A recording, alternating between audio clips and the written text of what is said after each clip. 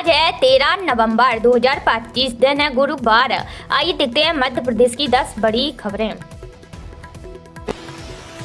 लाडली बहनों के खातों में पहली बार 1500 रुपए आए। आपको बता दें, लाडली बहना योजना के तहत आज मुख्यमंत्री डॉक्टर मोहन यादव सिवनी में लाडली बहनों के खातों में 1500 रुपए की किस्त ट्रांसफर कर दी है। अब तक हितग्राही को 1250 रुपए प्रति माह है दिए जाते थे। कैबिनेट की मंजूरी के बाद 250 रुपए की बढ़ोतरी की गई है। अब हर माह है लाडली बहनों के खातों में 1250 की जगह 1500 रुपए की राशि ही डाली जाएगी। 1,26,36,000 महिलाओं के खातों में 1587 करोड़ रुपए एक साथ ट्रांसफर किए जाएंगे।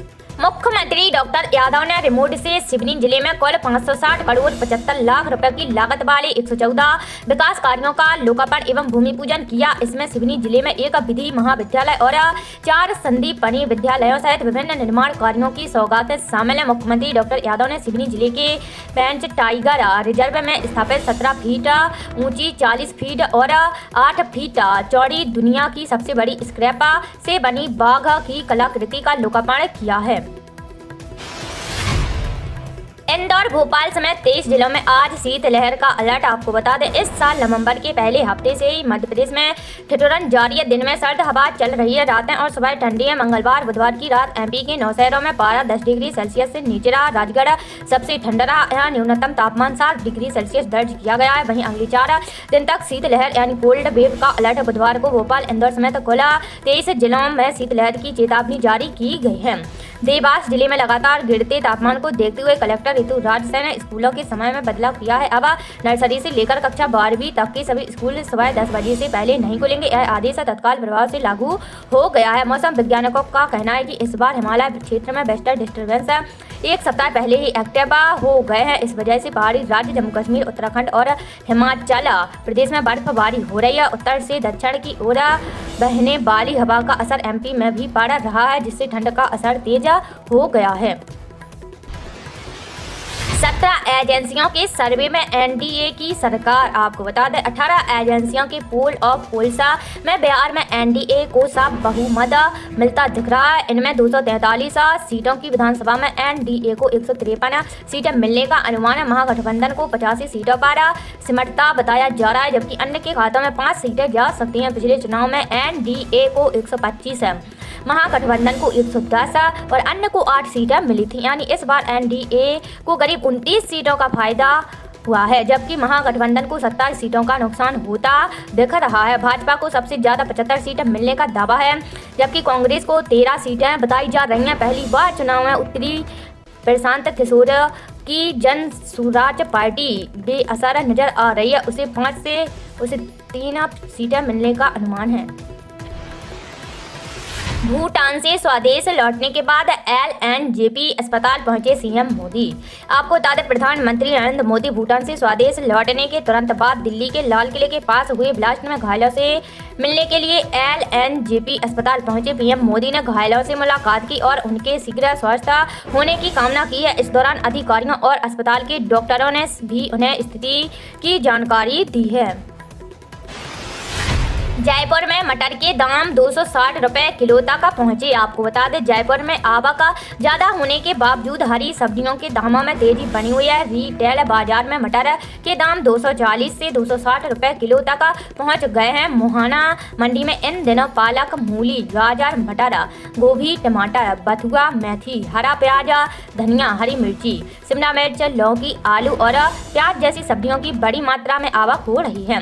मंडी व्यापारियों ने कहा कि इस बार मौसम में हल्की बारिश और शादी सीजन शुरू होने से सब्जियों की मांग अचानक बढ़ गई है। किसान अच्छी क्वालिटी की फसल मंडी में ला रहे हैं। इससे थोक में आवक तो अधिक है, लेकिन बाजार में दामों में स्थिरता नहीं आ रही है।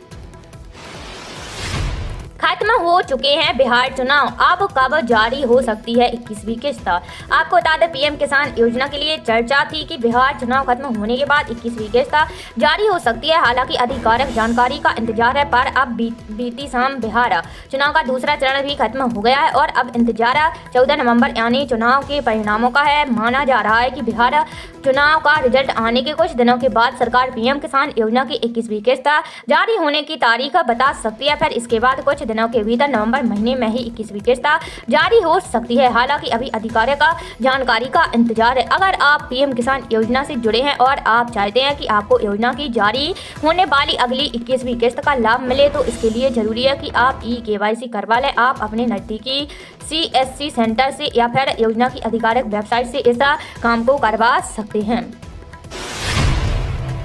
MP सरकार ने लिया 4000 करोड़ का नया कर्ज। अब तक कुल कर्ज 46,600 करोड़ रुपए का। आपको बता दें, मध्य प्रदेश सरकार ने हाल ही में एक बार फिर बाजार से 4000 करोड़ रुपए का कर्ज लिया है। यह कर्ज मंगलवार को लिया गया था। यह कर्ज 15 दिनों में दूसरी बार लिया गया है। इस बार सरकार ने दो कर्ज 1500 करोड़ रुपए के और एक कर्ज 1000 करोड़ रुपए का लिया है। इस कर्ज की अदायगी 16 साल, 19 साल और 22 साल की अवधि में की जाएगी। कर्ज पर ब्याज का भुगतान साल में 2 बार किया जाएगा। यह कर्ज सरकार ने विकास कार्यों के लिए लिया गया है। मोहन सरकार का कुल कर्ज अब बढ़कर 46,600 करोड़ रुपए तक पहुंच चुका है। इसके पहले 28 अक्टूबर को 5,200 करोड़ रुपए के 3 कर्ज लिए गए थे। यह कर्ज सिंचाई, पावर प्रोजेक्ट्स और कम्युनिटी डेवलपमेंट प्रोजेक्ट्स जैसे विकास कार्यों के लिए लिया गया था।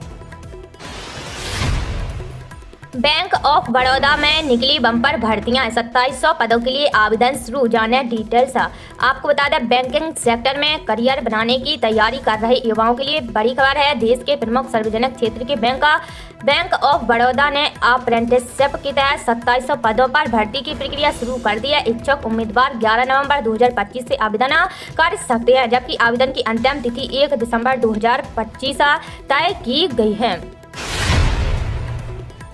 मोदी ने सुरक्षा मामलों की कैबिनेट कमेटी की बैठक ली। आपको बता दें, पीएम नरेंद्र मोदी ने बुधवार शाम सुरक्षा मामलों की कैबिनेट कमेटी की बैठक बुलाई है। बैठक में केंद्रीय गृह मंत्री अमित शाह और रक्षा मंत्री राजनाथ सिंह भी मौजूद हैं। दिल्ली लाल किला धमाके के बाद मोदी ने यह बैठक ली है। ऑपरेशन सिंदूर के पहले भी मोदी ने सुरक्षा मामलों की कैबिनेट कमेटी की बैठक ली थी।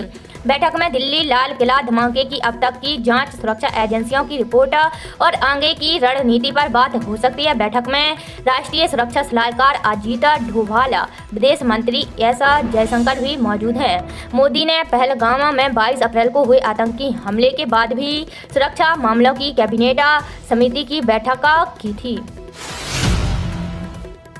1,32,000 किसानों के खातों में 13 नवंबर को आएंगे 300 करोड़ रुपए। सीएम भावांतर योजना की पहली किस्त करेंगे जारी। आपको बता दें, मध्य प्रदेश के 1,32,000 किसानों को 13 नवंबर को बड़ी सौगात मिलने जा रही है। मुख्यमंत्री डॉक्टर मोहन यादव देवास से किसानों के खातों में करीब 300 करोड़ रुपए ट्रांसफर करने वाले हैं। हाल ही में लॉन्च मुख्यमंत्री भावांतर भुगतान योजना के अंतर्गत किसानों को यह राशि दी जाएगी। राज्य सरकार की इस योजना से 9,36,352 किसानों ने रजिस्ट्रेशन कराया था। इस योजना के तहत अगर सोयाबीन उत्पादक किसान को मंडी में MSP से कम रेट मिला है तो दिन के मॉडल रेट के आधार पर किसानों को आर्थिक लाभ दिया जाएगा। पहले भावांतर का रेट 4,036 रुपए निकला है। इसके अलावा हर रोज का रेट निकाला जा रहा है। 13 नवंबर को मुख्यमंत्री 300 करोड़ रुपए का भुगतान सीधे DBT के माध्यम से भेजा जाएगा। जानकारी के मुताबिक 1,60,000 सोयाबीन किसानों ने 2,70,000 टन सोयाबीन बेचा है। एक गलती की तो नहीं मिलेगा पैसा। भावांतर योजना के तहत मुख्यमंत्री मोहन यादव 13 नवंबर को 300 करोड़ रुपए ट्रांसफर करने वाले हैं। यह पैसा DBT के माध्यम से होगा। ऐसे में अगर आपका बैंक खाता आधार से लिंक नहीं होगा तो पैसा नहीं आएगा। इसके अलावा यह भी चेक कर लें कि भावांतर योजना में सही अकाउंट नंबर दिया हुआ है और वेरिफिकेशन की प्रक्रिया पूरी हुई है।